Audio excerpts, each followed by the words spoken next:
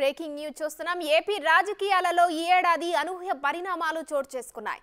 అటు అధికార ఇటు ప్రతిపక్ష పార్టీలకు ఈ సంవత్సరం గుర్తుండిపోక మానదు. అయితే అధికార పార్టీ వైసీపీకి మాత్రం 2023 కలిసి రాలేదనే చెప్పాలి.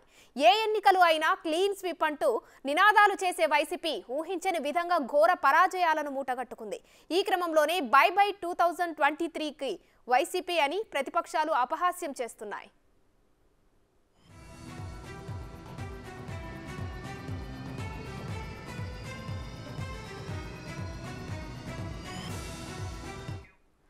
ముందుగా ఈ ఏడాది జరిగిన పట్టభద్రుల ఎమ్మెల్సీ స్థానిక ఎన్నికల్లో 3 స్థానాల్లో ఓటమి చెందడం వైసీపీకి షాక్ ఇచ్చింది.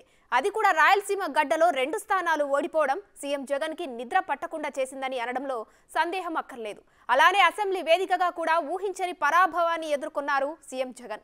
ఎమ్మెల్యే ఎమ్మెల్సీ కోట ఎన్నికల్లో టీడీపీ అభ్యర్థి గెలుపొందడం వైసీపీ నేతల్ని నోరెళ్లబెట్టేలా చేసింది. ఆ ఎన్నికల ఎఫెక్ట్ తోనే ఆ తర్వాత మరో 4 ఎమ్మెల్యేలు పార్టీకి గుడ్ బై చెప్పేశారు.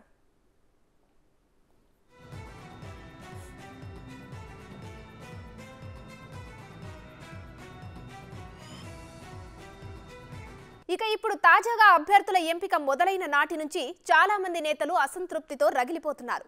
ఇన్ఛార్జ్ల మార్పు వ్యవహారం వైసీపీని కుదిపేస్తోంది. రానున్న ఎన్నికల నేపథ్యంలో 60 మందికి బదిలీలు ఉంటాయని, 20 మంది ఇంటి బాట పట్టే అవకాశం ఉన్నట్లు సమాచారం అందుతుంది. దీంతో పలువురు ఎమ్మెల్యేలు, కార్యకర్తలు సైతం సీఎం జగన్ నిర్ణయాల పట్ల ఆందోళన వ్యక్తం చేస్తున్నారు.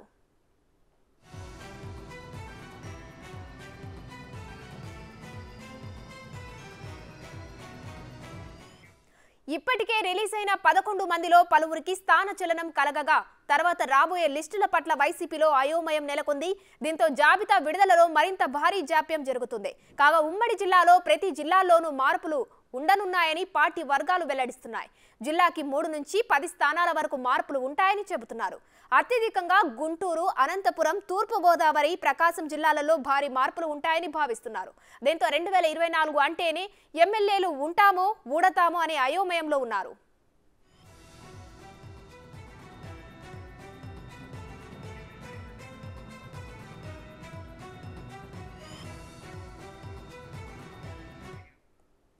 వైసీపీ పార్టీలో ఎదుర్కొంటున్న అనూహ్య పరిణామాల గురించి ఫుల్ డీటెయిల్స్ మా ప్రతినిధి శివ లైవ్ లో అందిస్తారు. శివ, చెప్పండి. వైసీపీ పార్టీలో గత కొన్ని రోజులుగా చూస్తే టికెట్ల విషయంలో కానీ ప్రతి విషయంలో కానీ వైసీపీ కార్యకర్తలు అసంతృప్తి చెందుతున్నారు.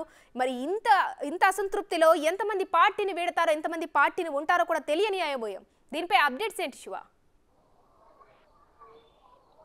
మొత్తం మీద చూసుకుంటే వైఎస్ఆర్సీపీకి సంబంధించి 2023 ఆ పార్టీకి ఏమాత్రం కూడా కలిసి వచ్చిన పరిస్థితి కనిపించలేదు.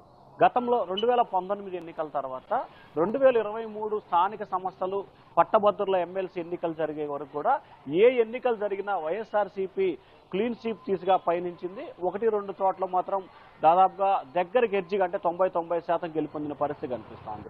పట్టభద్రులు ఎమ్మెల్సీ ఎన్నికల్లో 3 స్థానాలని వైసీపీ కోల్పోయింది. ఆ తర్వాత ఎమ్మెల్యే ఎన్నికలకు సంబంధించి మరొక స్థానాన్ని కోల్పోయింది. ఆ తర్వాత జరిగిన పరిణామాలతో 4 ఎమ్మెల్యేలు పార్టీలు మారడం జరిగింది. తాజాగా ఉత్తరాంధ్రకు సంబంధించిన మరొక ఎమ్మెల్సీ జనసేన పార్టీలో చేరారు. ఇక టికెట్ల మార్పులు చేర్పులకు సంబంధించి కూడా ఆ పార్టీలో అయోమయం, ఆందోళన నెలకొనుంది. దాదాపుగా 60 మందికి స్థానచలనం కలిగే అవకాశం కనిపిస్తూ ఉంది. ఇప్పటికే 11 మందితో మొదటి జాబితా విడుదల చేశారు.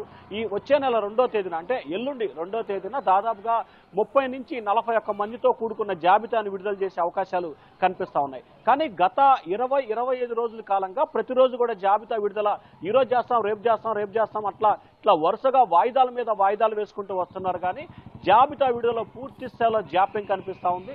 ఒకవైపు వైసీపీ అధిష్టానంలో అలజడి రేగుతూ ఉంది.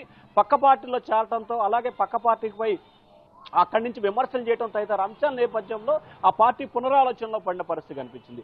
మరొక వైపు చూసుకుంటే చాలా మంది ఎమ్మెల్యే అభ్యర్థులు ఎవరైతే ఉన్నారో తమకు మరోసారి సర్వే చేయాలని చెప్పి అధిష్టానంపై తీవ్ర స్థాయిలో ఒత్తిడి చేస్తూ ఉన్నారు. సో అధిష్టానం ఆ ఒత్తిడికి తలొగ్గి కొన్ని నియోజకవర్గాల్లో మరోసారి సర్వే చేసేందుకు సిద్ధమవుతుంది. ఆ సర్వేకి సంబంధించిన నివేదికలు ఇవాళ రేపట్లో కూడా వచ్చే అవకాశాలు కనిపిస్తున్నాయి.